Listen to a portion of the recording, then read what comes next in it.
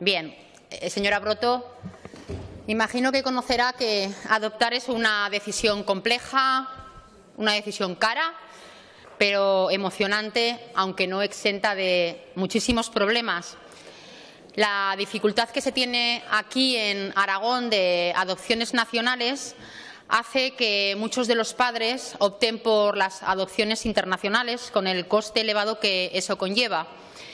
Y muchas familias tenemos muchas vivencias comunes, como por ejemplo un estudio del hogar que parece intrusivo, preguntas incisivas de psicólogos y trabajadores sociales, largas esperas hasta llegar a juicio, un coste elevadísimo del precio de las ECAIS y de los trámites, falta de información sobre el expediente médico, psicológico, educativo del niño o la niña, ausencia de información de la familia biológica en lo que a enfermedades de salud se refiere, miedos.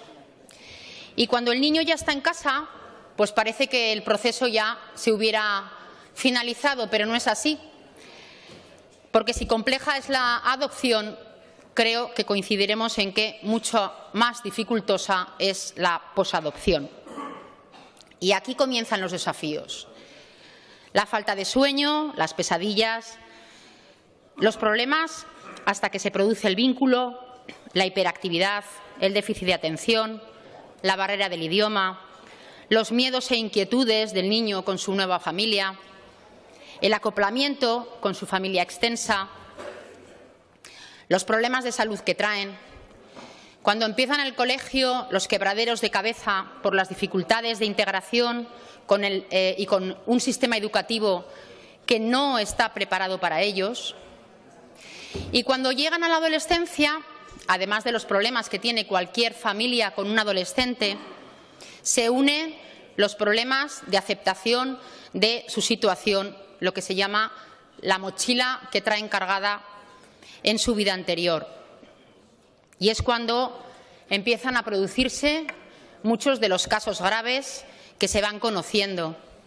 Y es que es verdad que hay muchos padres y madres que no están preparados para la maternidad y para la paternidad, biológicos, digo, y como igualmente hay muchos padres y madres que les cuesta asumir los riesgos y los desafíos de ser padre y madre adoptivo, aunque también le puedo decir que la mayor parte lo hacen, lo encaran y desde luego superan muchos de los problemas que van surgiendo a lo largo de la vida de los niños y de las niñas, que no son pocos. Y en este proceso nos encontramos con varios aspectos que creo, señora Broto, hay que mejorar. En primer lugar, creo que hay que reforzar los mecanismos de control que los aspirantes tienen que superar, porque es mejor prepararles para los desafíos con los que se van a enfrentar y a las situaciones complejas que van a vivir. En segundo lugar, creo que es necesario revisar que los requisitos por los que se concedió el certificado de idoneidad se sigan cumpliendo cuando se hace la entrega del niño. Porque entre la concesión del certificado de idoneidad hasta que se entrega o se va a buscar al niño pueden pasar perfectamente 4, 5, 6 años, en los que ha podido fallecer uno de los cónyuges durante este tiempo, ha podido sobrevenirle una enfermedad mental, llevar en el paro muchísimos años, haberse separado y el IAS no saber nada de estas situaciones que se pueden producir desde que se concede el certificado de idoneidad hasta que la familia va por el niño y, por lo tanto, esto es un tema que creo que no se puede permitir porque perjudica seriamente el interés del menor.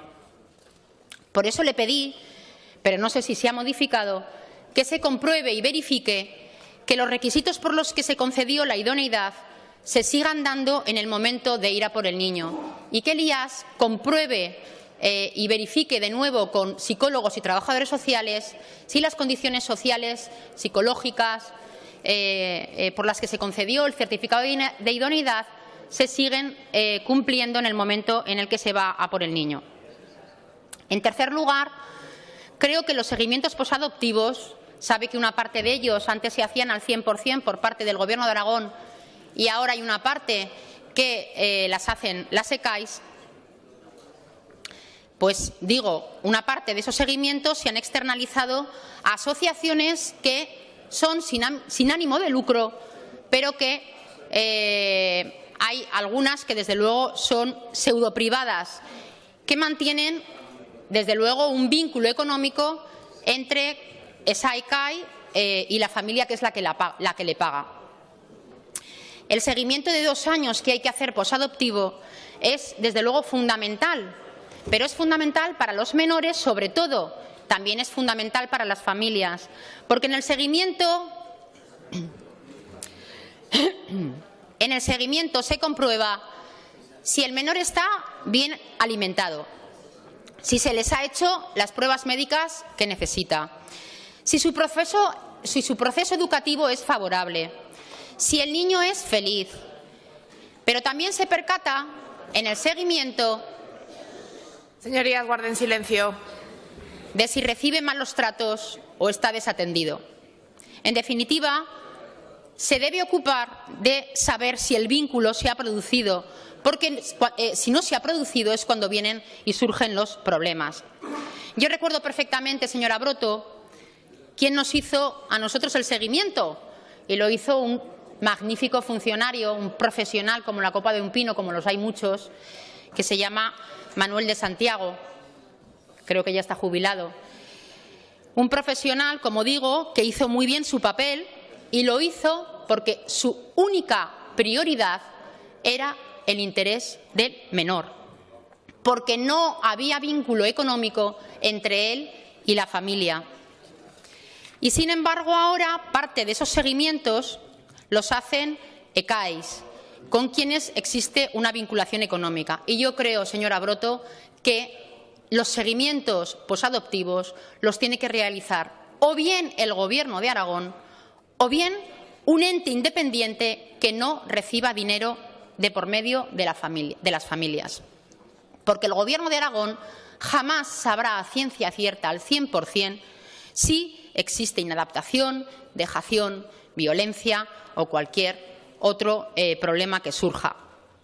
Porque ustedes, y me refiero a menores desde el IAS, no tienen las herramientas para comprobar al 100% si el seguimiento se realiza correctamente y si las ECAIS hacen su papel de seguimiento, como lo hace el Gobierno de Aragón, porque las ECAIS se deben a las familias que les pagan y no al IAS.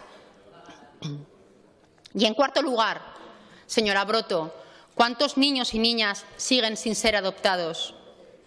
¿Cuántos niños y niñas siguen institucionalizados a la espera de una familia?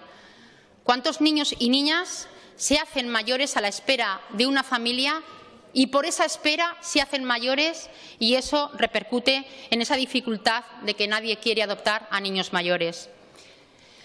Y usted sabe que se está debatiendo y que, por cierto, se debate muchísimo en televisiones, pero poco en el Parlamento, sobre una cuestión que a mí me produce rechazo, que es la gestación subrogada.